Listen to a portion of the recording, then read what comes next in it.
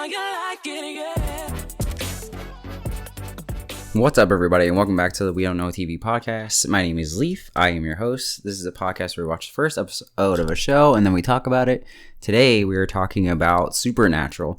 I said I was going to post this on Friday, but life got busy, and then I decided I'd rather, because of the show and kind of my history with it, I'd rather do it on Saturday where I have more time to actually go out my thoughts rather than just putting out an episode where I just kind of it would feel like I just kind of threw it out there really fast. So yeah, if you're hearing this now, you didn't follow me on Twitter and you don't see my tweets, I said I was going to put it on Saturday, and here we are.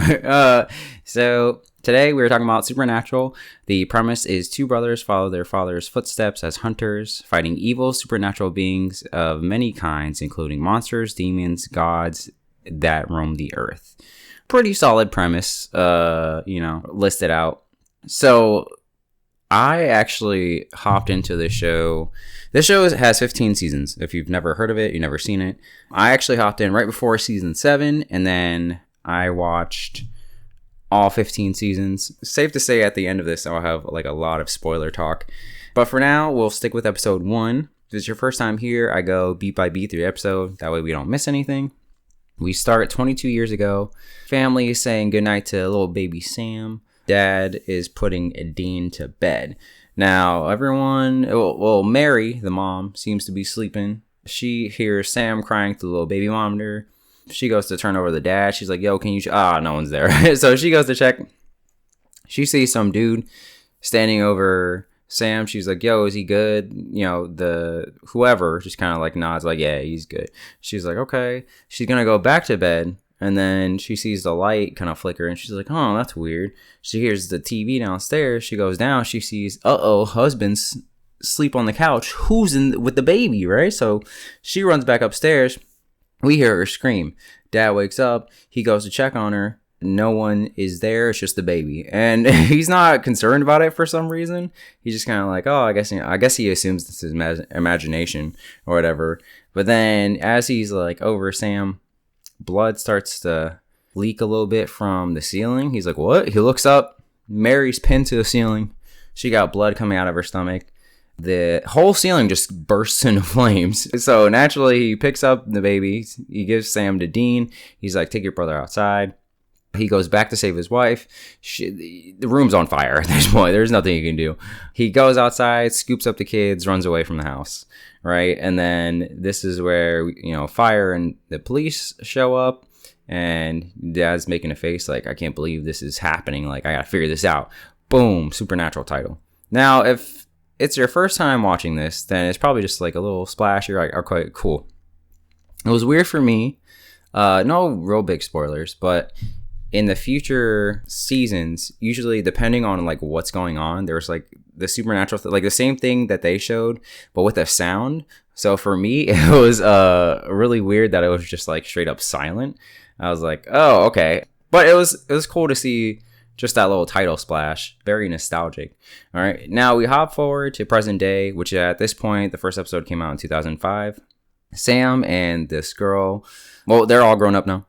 Sam is with this girl, and she wants to go to a Halloween party, and he's like, I don't like Halloween, but he ends up going anyways. They're celebrating that he did really good on a test, and he has a chance to get a scholarship to a lawyer school.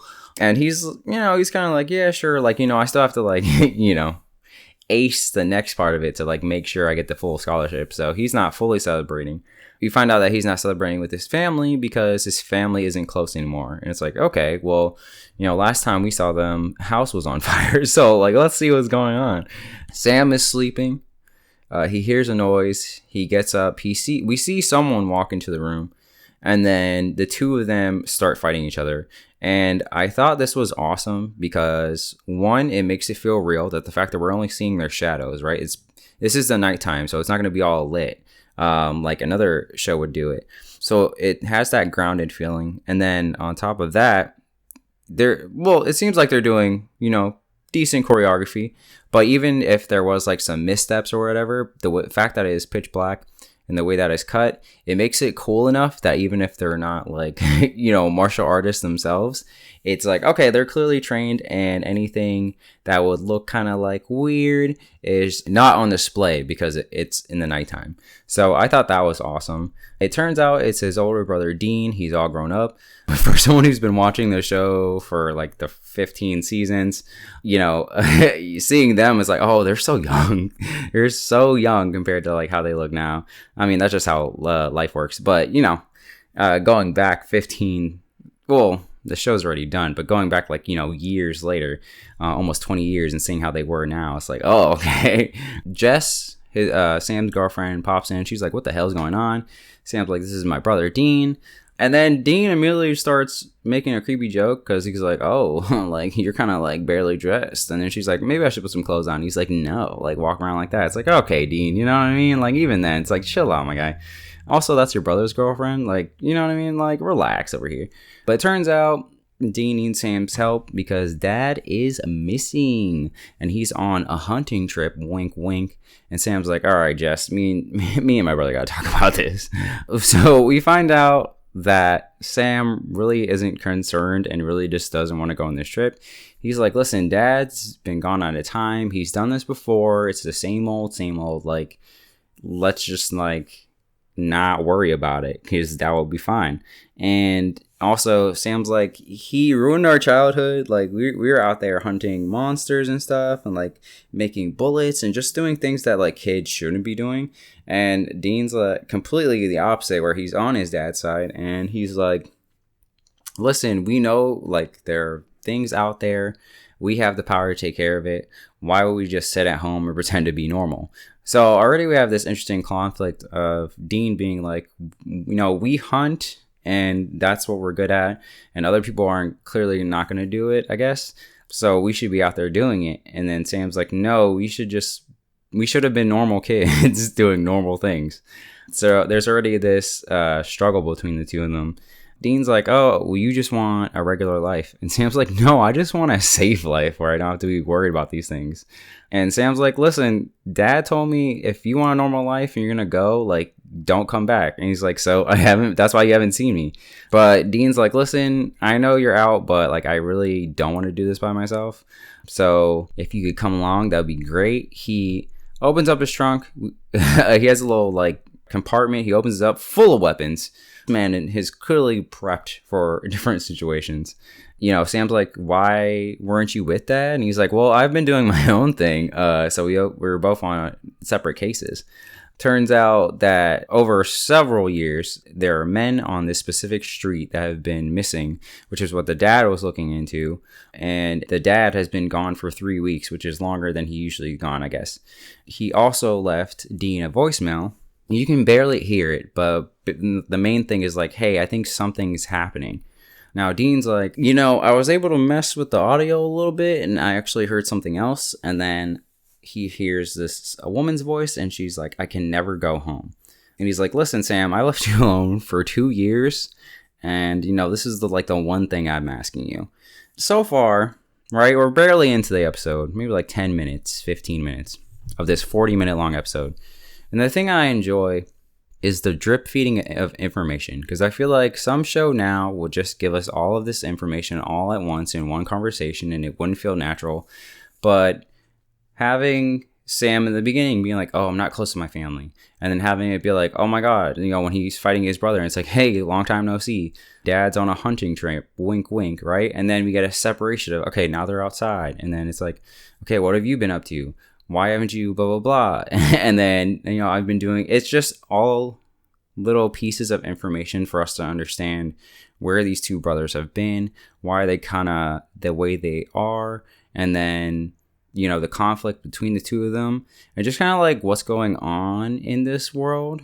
But it feels natural. Okay, let's go over here. Let's talk about this. Let's go over here. Let's talk about this. Rather than just being like, let's just have all of this all at once and just throw it at the audience, you know? But back into the episode. Jess has a little conversation with him saying that, you know, she's kind of worried that he's Sam's not gonna make it to his interview. He's gonna miss out on an opportunity of a lifetime. And Sam's like, yo, don't listen. I'll be back before Monday. It will be cool. All right. So the brothers head off to Jericho, California, or we're off to, they go to Jericho, California, but the show hops to Jericho, California. There is some guy driving. He makes a call to somebody. He's like, I'll see you soon. Don't worry about it. He sees a girl on the side of the road. He's like, yo, why don't you come on in? They're like, do you need help or anything? He asks he's polite. He's like, you need help with anything? She's like, can you take me home? He's like, yeah, sure. Hop on in. And there's this cool little thing that they didn't have to do, but again, it fills into the world where you see her walk into the car, but when you see the inside of the car, there's no one there, but only you can see it.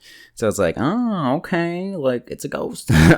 Immediately as soon as she gets in, she's not wearing nothing too revealing. You can see a little cleavage, nothing crazy, but this man is immediately horny. And she starts playing into that a little bit.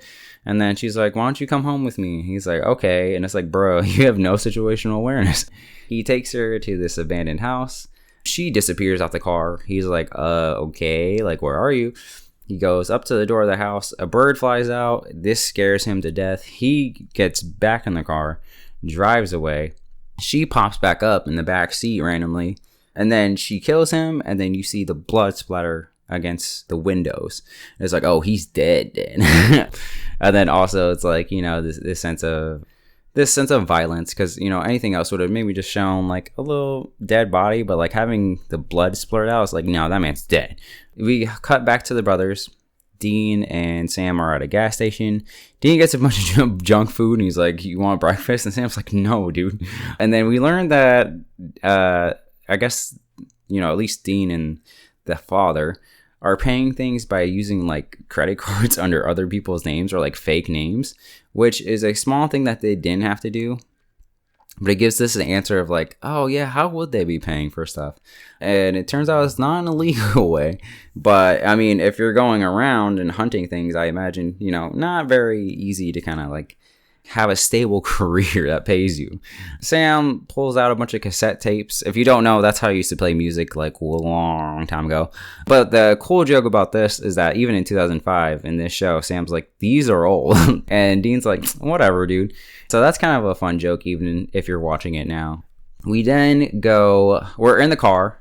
Sam is called around. Dad is not at the hospital. He's not at the morgue. There are police on a bridge as the two drive into town. Dean's like, all right, let's go talk to them. He pulls out a thing full of fake badges.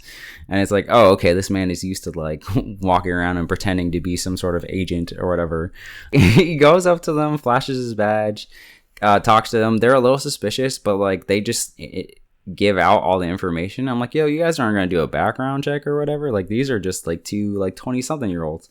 But no, it turns out they haven't found anything. One interesting thing is they're inspecting the car and there's no blood. There's not a sign of anything. So it's like, I wonder how that works. Two brothers are like, we're federal marshals. And again, the police just tell them everything like it's a regular day. The two brothers then go into town. They're trying to find some information. They run into Amy. She was the woman that the guy who died a couple minutes ago was talking to. Amy's also with her friend. And basically the only information that the brothers get is that there's a local legend about some girl who got murdered and she hitchhikes and kills any men that pick her up. Dean and Sam go to, look up some more information. They're on a computer. Dean's not finding anything. They're kind of like, Sam like smacks him in the shoulder. He's like, move out the way. Like, let me do it. And there's a lot of this in the episode where there's natural like brother camaraderie, like shenanigans. Like, they're messing around like siblings would, and it feels natural. Sam takes control of the computer. He's like, I think you're looking on the wrong thing. He types in like suicides within the last couple of years. And it turns out that there's this woman named Constance. Her kids died in the bathtub.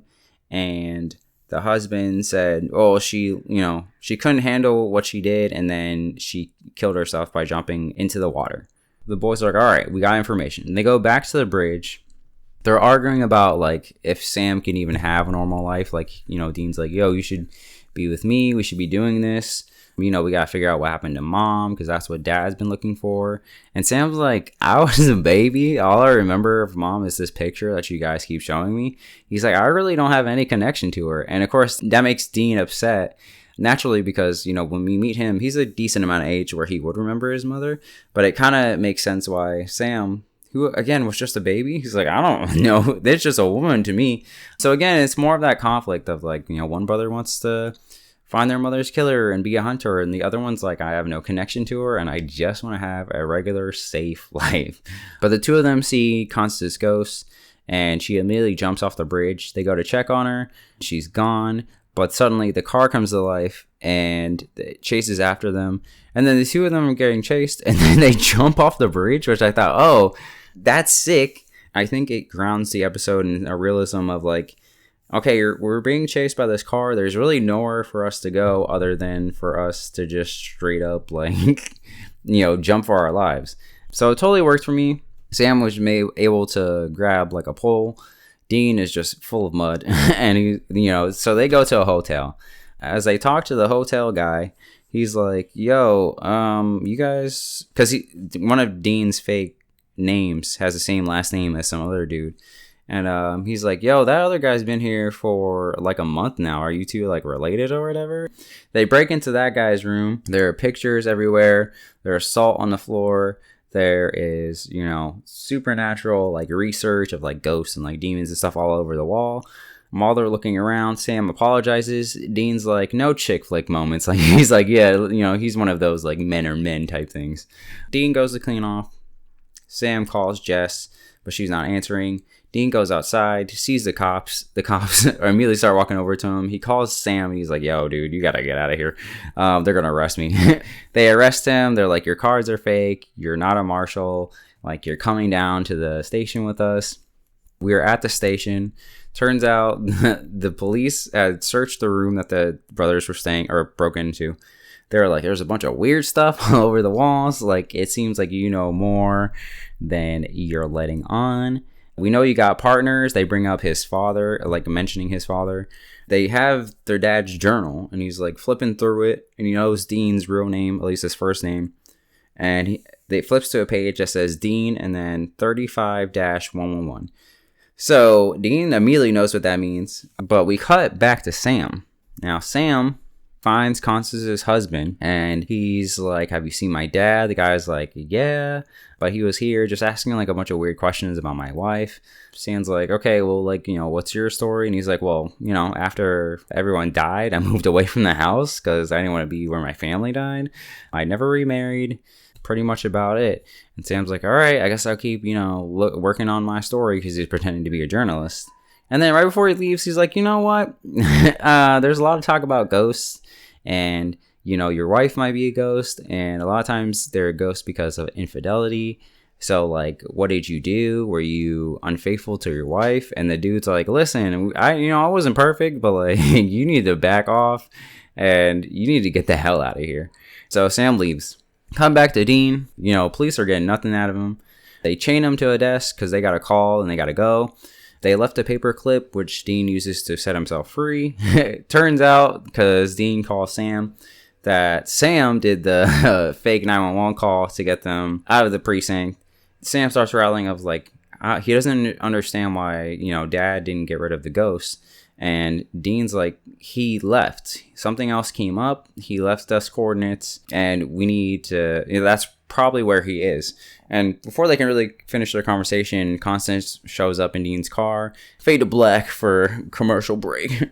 Sam refuses to take her home. She's like, fuck you. Takes control of the car, drives it. There's this interesting part where Sam's like, you can't kill me because I'm faithful to my woman. And she's like, okay, we'll see about that. And she like forces herself on him. And it's at this point that I guess once he's unfaithful that she can now actually start to hurt him. She like kind of digs her like ghost hand into it. And now she's all like ugly and like evil looking. It's kind of cool. So that was kind of interesting. I was like, oh, is there like a set of rules for her? Like if you were actually like a faithful husband, you're like, oh, I just want to take you home. Like could she just not get to you? Or does she force you to be unfaithful like she did with Sam so that she could kill you? There's questions. We don't need the answers, but I got questions. Dean shows up right before Sam might die, shoots into the car, gets the ghost to disappear just long enough that Sam's like, I got an idea. And he drives the car straight into the house. And I was like, dude, what are you thinking? But then I remembered that she was like, she can't go home. So he's like, this is the only way I'm going to get her into the house. They're in the house. And, Sam gets out the car. Dean goes to help. The ghost appears. She pins them to the car using like a dresser or something. And it's at this moment that she starts to hear water. She turns around. She sees her 2 ghost children there. And then they pop up. They drag her ass to hell. And it looks scary. I mean, it's 2005 effects. But it looks scary. Like there's a bunch of like demons that look like they're grabbing her. And they just kind of like pull her down. And she disappears. And all that's left is like a puddle of water.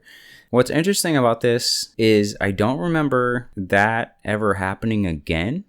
I'm not saying it has or hasn't, so no direct spoilers. But I don't remember that ever happening. So I was actually genuinely surprised as someone who's watched all 15 seasons. I was like, oh, I don't remember that ever being a thing. So I was like, kind of interesting that she would be dragged to hell. Again, there's a question mark because it's not really clear on what happened to her. But then we cut back to the car. It's the end of the adventure, and it turns out that the coordinates they got are from Bloodwater Ridge, Colorado. That's where their dad is. And Dean's like, all right, let's go. And Sam's like, no, I told you this is a one and done type thing. And Dean's like, all right, I guess I'll take you home. I'm a man of my word. Sam goes home. He's like, Jess, I'm home. Goes, lays down. Blood starts dripping on his face. He looks up. Same thing that happened to their mom happened to Jess. She is on the ceiling. I don't know if she's cut, but the ceiling catches on fire. He starts freaking out. Dean is still there for some reason. But Dean is still there. He grabs Sandy. He's like, yo, we got to get out of here. We get to them at the car. The fire and police have showed up. Sam's clearly pissed. And he's like, we got work to do.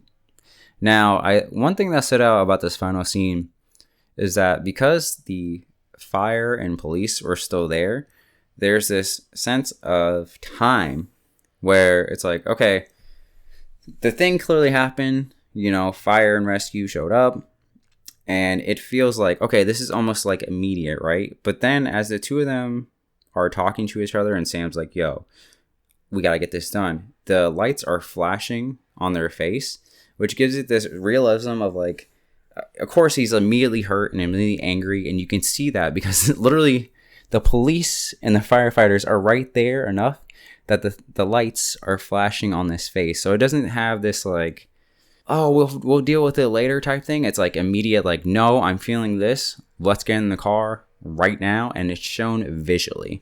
I don't know if that makes sense.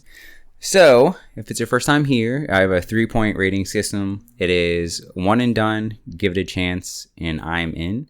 I'm going to give this one an I'm in. Again, all the information is drip fed. There is this bigger mystery going on about like what happened to their mother, what is their dad up to the point that the brother who's on the dad's side is like, yo, I'm worried about dad. And then you have the interesting part of like, okay, you had the brother that was out and he wanted to be out, but now he's in and he's clearly in for revenge. So like, where does that story lead him? Where does that ride go when, there's no, what's the word? There's no culprit as far as we know from this first episode. We just know the same thing that happened to their mom happened to Jess. But again, I don't think I don't think Dean knows that. Wait, hold on. What I mean is, I don't think Dean seen how his mom died as far as I can remember. So there's nothing connecting Dean to be like, yo, what happened to this happened to your girlfriend. But I'm not 100% on that. But from my point of view right now as I'm talking, I think that adds another wrinkle of mystery. And just going off the premise, right? They're like, okay, they fight monsters, they fight demons, they fight gods. So clearly it's like, okay, things are gonna escalate more, and I already like them fighting a ghost. So why not ratchet things up a little bit? So yeah, I'm gonna give this one an I'm in. I love the relationship between the brothers and like the disconnect the two of them have. I liked them dealing with the ghosts and the fact that there seems to be some set of rules of just being like a hunter and like how to deal with certain problems. And I'm interested enough to find out like where this all leads to, and what's going on with the dad. All right, so I'm gonna get into the spoiler section of this episode. But before I do, if you haven't seen Supernatural and you want to watch it, here's what I'm going to say. And you end up liking it, right? Everyone and their mom will probably tell you seasons 1 through 5 and then get out. And I agree. Seasons 1 through 5 are the best, and then you can hop out. Now, if you like 1 through 5 and you're like, I want to keep going, this is my one staple, right? If you want to keep going, go from 6 to 10 and then fully just drop out, because the last 5 seasons don't need to be around, in my opinion. They really just like kind of spun the wheels for 5 seasons. So yeah, I think 5 through 10 if you want, that's kind of the golden era, and then get out. If you want to keep going, then do 6 to 10 and then really just end it on a high note. All right. If you want to go full 15, that's on you. I'm just saying, end at 10 and walk into the sunset. Okay. Now we're going to go into the spoiler section. If you're not going to be here, that's cool. Thank you for listening. I will see you on Tuesday. If you're going to stick around, we're going to get into spoilers in 3, 2. All right. Supernatural. First off, one of my favorite shows of all time. It's easily in my top 20. So no matter what I say this out of love. I was not a fan of the final episode. One issue I had is the episode previous did the kind of like carry on my wayward son like thing of like all the seasons that have ever happened. And I was like, why wouldn't you save that for the last episode? So that was missing from the last episode. And then they did like the whole original song, and then they did a cover to finish off the episode. Dumb. I like that Dean died in a regular fashion, but I didn't like the whole like, stereotypical like, I'm dying, but I'm gonna give you a whole like 3-paragraph essay about how I'm feeling. It's like, no, I kind of wish you would just like die and then immediately finding out like, oh, he's just chilling in heaven waiting for his brother, kind of pulls it away. I think also, one of the facts is like they've been dying for seasons now, so like watching them die doesn't really hit anymore. And then having Sam kind of he has a family and he gets a son and he grows old, it's like, okay, well, we're not spending time with him, you're showing me in a montage, so like I'm not really worried about what's happening to his son or all that. And then also the fact that like I know that his brother's chilling and waiting for him in heaven, so it's kind of like I'm not really sad about any of this, so I don't really know what I know what you wanted me to feel, but I'm not going to feel it. But yeah, I think, like I was saying beforehand, the biggest disservice is the last 5 seasons are clearly like running out of ideas. Like we're fighting Michael again. The brothers are getting referential about like, oh yeah, we keep sacrificing ourselves, and then they continue to sacrifice themselves, and it's like, bro, like what's the point of bringing this up if you're just gonna keep doing it over and over again? Again, we would kind of run like all the monsters and like gods and stuff into the ground. That's kind of like men of letters, like, oh yeah, they're British hunters and they never helped us because they don't like Americans, ? Like I just don't really fondly remember any of those last couple seasons. I remember the first 5 because those were great. I remember the last couple ones because, you're getting some of the season finales are just like so good. And like some of my, one of my favorite episodes, I think, is like in season 8, the one with the play, where they're like really self-referential about like what people say online and the fact that like they left their stepbrother in, hell with like Michael and Lucifer, and they're like, oh shit, we forgot about that. Like the thing that makes Supernatural great, and it's also his biggest weakness, is that an episode or a season finale can be awesome, right? But then reverse it, and then it's like you can have an awesome season finale, but the episodes could have been like for most of it. Or, you know, you can have some awesome episodes in a season, and it's not really consistent. So it's kind of hard to be like, well, you know, because, you know, I might be like, oh, like, you know, season 6 was but like if I looked up an episode like list of like what happened, I might be like, oh, but this episode's like really good, you know? So again, I think the biggest thing, and again, you're running a show for X amount of time, is just like how do you make it interesting? How do you keep it going? Again, I love the characters. You know, Castiel, I think, is one of my favorite characters, and everything that he's been through. But again, he's one of the other characters that just kind of keep dying over and over again.